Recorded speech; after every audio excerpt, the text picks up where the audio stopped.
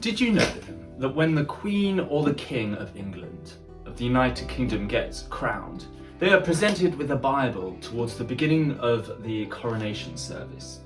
And the Archbishop presents it to her saying, "Our gracious Queen, to keep your Majesty ever mindful of the law and the gospel of God as the rule for the whole life and government of Christian princes, we present you with this book, the most valuable thing that this world affords."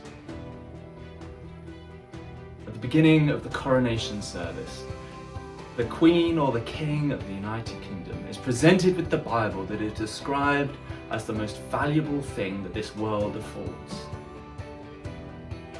Do we really treat it like that? That this is the most valuable thing that this world affords? I wonder when the last time was that you read your Bible. Maybe you read it every day. Maybe you dip into it from time to time, and maybe it just sits on your shelf. Or maybe you don't have one. You can find really good translations online at Bible Gateway. But the Bible is full of stories of people like you and me. It's the story of how God interacts with his people right from the beginning of creation.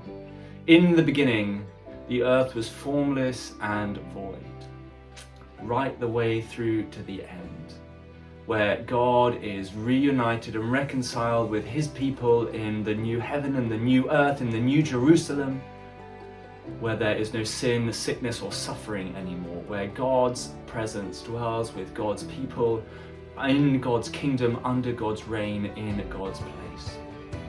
The Bible is full of the stories of how God's people have interacted with him throughout the millennia. Stories of victory and stories of loss, stories of famine and stories of feasting. It contains the story of Jesus, the story of the Son of God who came to the earth as a baby, who lived and died for us so that we might live forever with God.